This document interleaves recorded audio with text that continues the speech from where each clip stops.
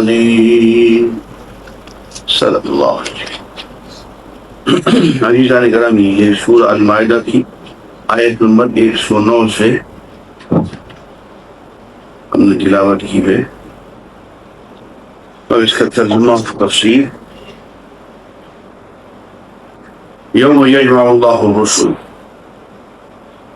وہ قیامت کا دن جب اللہ تعالی تمام رسولوں کو اکٹھا، مخلوقات اکٹھی ہوگی، لیکن ان میں سب سے آگے سب لوگوں پہ نمایاں انبیاء اور رسول، ان کو ایک جگہ اکٹھا کر لیں گے، فیقول، اور ان سے اللہ تعالیٰ یوں فرمائیں گے، ماذا اجبتم، تمہیں کیا جواب ملا؟ میں نے تمہیں دنیا میں پیغام دے کے بھیجا تھا، تم نے وہ پیغام آگے پہنچایا، اس پیغام کا تمہیں کیا جواب ملا؟ مخلوق سامنے ہے، میری اس مخلوق کو تم نے میرا پیغام پہنچا دیا تھا کہ نہیں؟ پہنچا دیا۔ اس سے کیا جواب دیا؟ تم نے انہیں کیا تعلیم دی تھی؟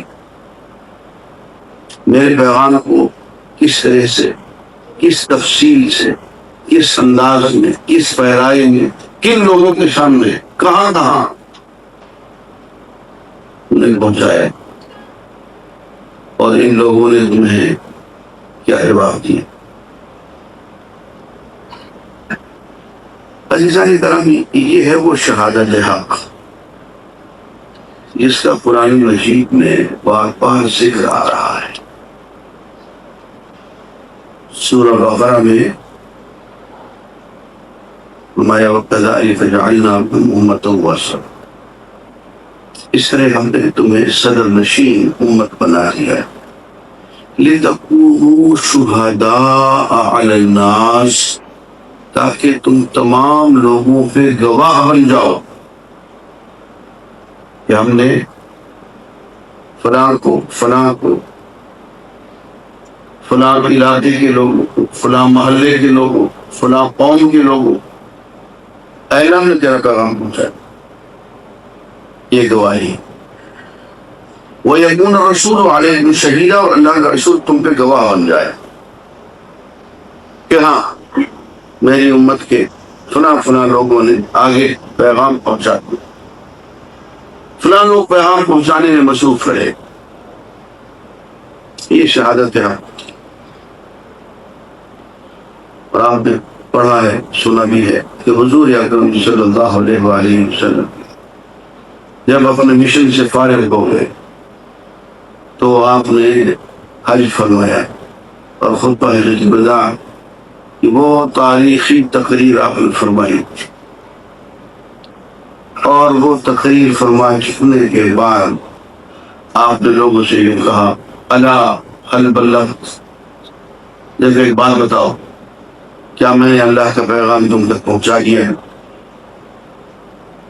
تو لوگ سمجھ گئے کہ آخر نام کا سفر، اکثریت رونے لگی، ابوبکر صدیق رضی اللہ تعالیٰ عنہ دائیں مار کے رونے لگے۔ سب کو پتہ چل گیا کہ جب یہ کہہ رہے ہیں کہ میں نے پیغام پہنچا دیا، پوچھا الا هل بلغت، کیا میں نے پیغام پہنچا دیا؟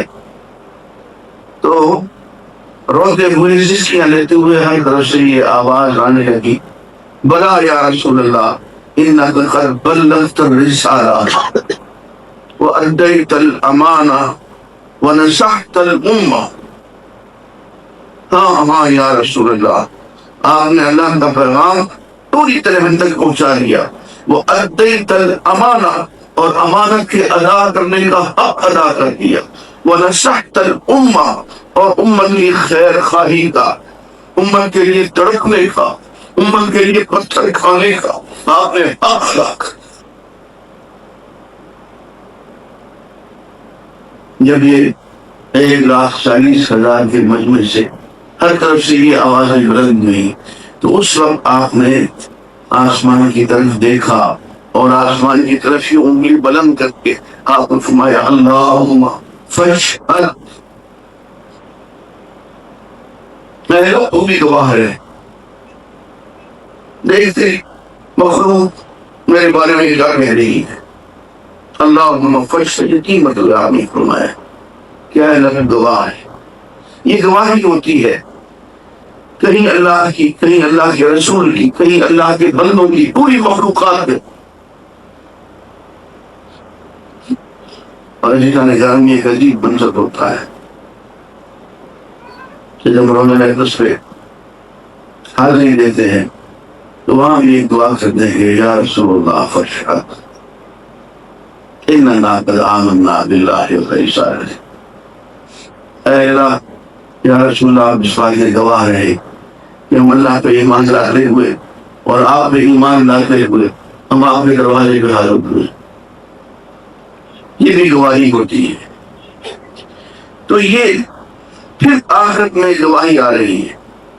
اللہ تعالیٰ تمام انبیاء سے، رسولوں سے لے رہے ہیں کہ ماذا اجیبتم، تمہیں کیا جواب ملا؟ قالوا لا علم لنا. اب یہ بالکل ویسا ہی جواب ہے جیسے کہ حضور اکرم صلی اللہ علیہ وآلہ وسلم صحابہ سے کوئی بات پوچھتے تھے، صحابہ کو کچھ معلوم ہوتا بھی تھا تو یوں کہتے تھے کہ اللہ و رسول اللہ، اللہ اور اللہ کا رسول بہتر جانتے ہیں. تو یہاں ہے تمام انبیاء اور رسل اللہ کی حضور، اللہ کے شان جلال کے سامنے لرزاں تو کہیں گے کیا علم ہے، ہمیں کوئی علم. تیری مخلوق نے کیا کیا، کیا جواب دیا، اس کا صحیح علم تو ہے اللہ کی. ہاں ہمارے سامنے جو کچھ ہوا ہم وہ بیان کر سکتے ہیں، ہماری زندگی میں ہمارے جیتے جی.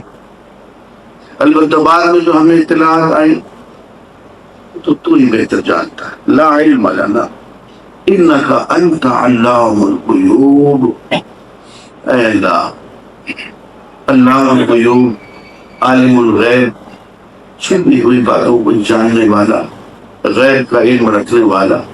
اے اللہ، سوائے تیرے اور کون ہے؟ تو ہی کہتے ہیں. ہم تو وہ باتیں نہیں جانتے کہ تیری مخلوق نے تیرے پیغام کے ساتھ کیا کیا.